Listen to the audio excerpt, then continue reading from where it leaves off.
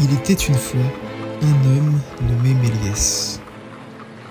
Né le 8 décembre 1861 à Paris, voici la naissance d'une personne qui n'aura cessé de rêver. Fils d'un fabricant de chaussures, Georges tiendra une vie monotone et rien qui ne laisse l'esprit dans sa liberté.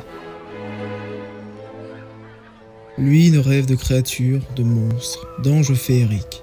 Cette vie dite bourgeoise et qu'il a su acquérir par son père est une cage dorée, mais aussi un outil. Grâce à sa connaissance, Méliès découvre une attraction qui va au-delà du réel. Celui peut-il rêver. Cette attraction qui, grâce à lui, deviendra un art qu'est le cinéma. C'est un Robert Houdin qui deviendra le plus grand maître de Méliès, dit comme le lanterniste.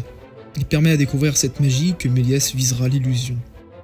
Cette technique, qui joue sous la tromperie, que le spectateur subit et qui par cela crée une nouvelle forme de vue dans ce jeune cinéma qui commence à faire de plus en plus de convoitises.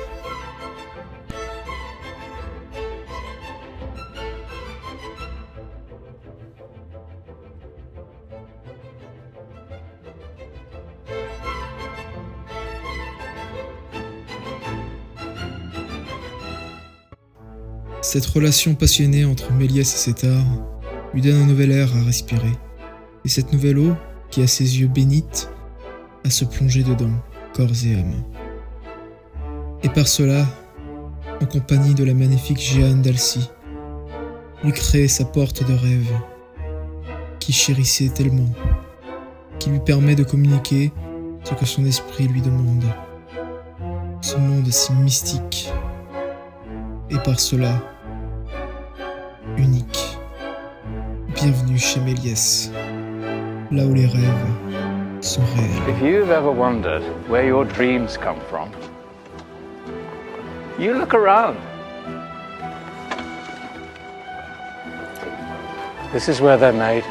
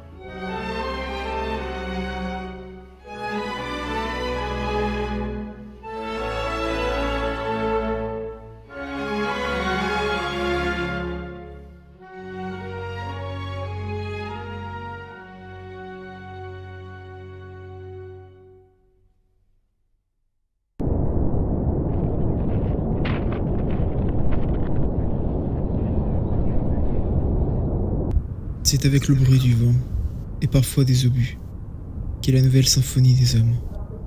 La réalité de ces derniers n'est plus vraiment les portes d'un paradis, mais proche de celle des limbes de l'enfer. Pour Georges, ça signe la fin des rêves, la fin de donner du bonheur aux enfants et adultes. Ce ne sont plus les éclats de rire qui dominent les foyers, mais plus les larmes et les cris de détresse d'un espoir essoufflé. Les gens ne veulent plus les rêves, tout détruit par ce que la vie offre de pire chez l'humain. Comment redonner espoir?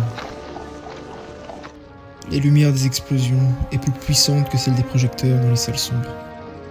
Les morts ne dansent plus, ils sont enterrés sous terre, parfois oubliés, juste des numéros. Tout est fini, la réalité a parlé. Pour Georges, cette situation était comme un amour tué par un poignard, sans même connaître son identité, sans savoir pourquoi et comment. Juste être témoin,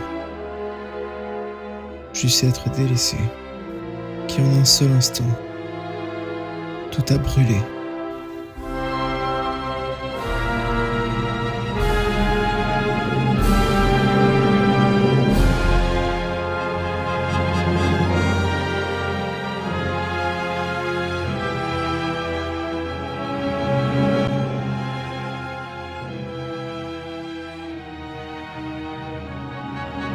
les œuvres qui avaient offert les rêves au monde a fini à heurter les trottoirs de Paris.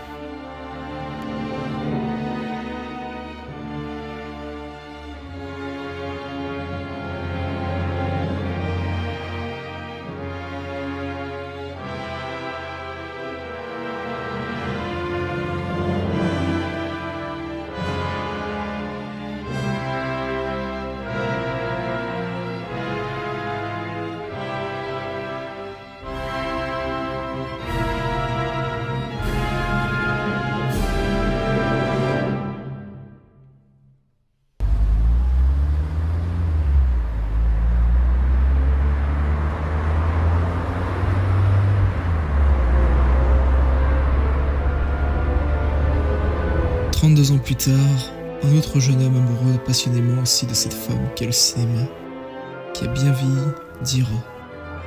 La première fois que j'ai vu un film de Georges Méliès, c'était au début des années 1960, lors d'une projection de films d'avant-garde organisée par la New America Cinema, dans une boutique de l'Est Village, sur la 2e avenue entre la 7e et la 8e rue. C'était avant la création de l'Anthology Film Archive, et juste après la fermeture du cinéma du 16e d'Amos Wangel. Je me souviens qu'il y avait en vitrine une petite pancarte, écrite à la main, et quand on rentrait, un projecteur, un petit écran et quelques chaises. L'un de mes courts-métrages d'étudiants était peut-être projeté, mais je n'en suis pas bien sûr. Je me souviens que nous avons été particulièrement frappés par les films de Stan Van Der Berg et Ed Hemsworth. Mais la partie la plus surprenante du programme résidait dans le film de Méliès. Je ne me rappelle pas lequel, c'était comme si le temps ne s'était pas écoulé. Les effets qu'il y avait créés à l'aube du cinéma fonctionnaient encore, et l'avant-garde rendait hommage à ses prémices. À cette époque, le mets constituait d'une curiosité pour la plupart d'entre nous. Les images étaient en général de mauvaise qualité et les films n'étaient pas montrés à la bonne cadence. Cette soirée-là ne faisait pas d'exception, mais ça n'avait pas d'importance. L'essentiel était que Méliès était tout aussi avant-gardiste, à la pointe, et qu'il appartenait à une toute nouvelle école de cinéma. Il n'y avait pas de différence temporelle. Il était leur contemporain. C'était libérateur, et je ne l'ai jamais oublié.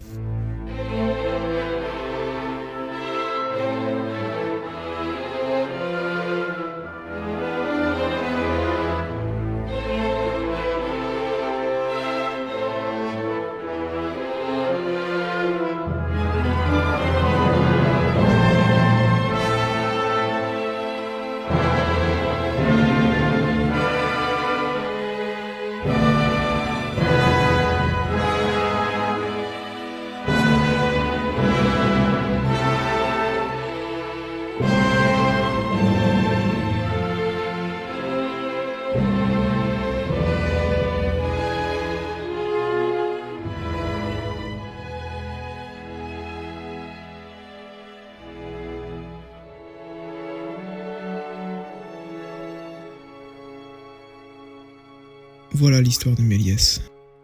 Celle d'un homme qui aura tout changé, mais qui à la fin confectionnait des jouets, comme un semblant de continuer à rêver.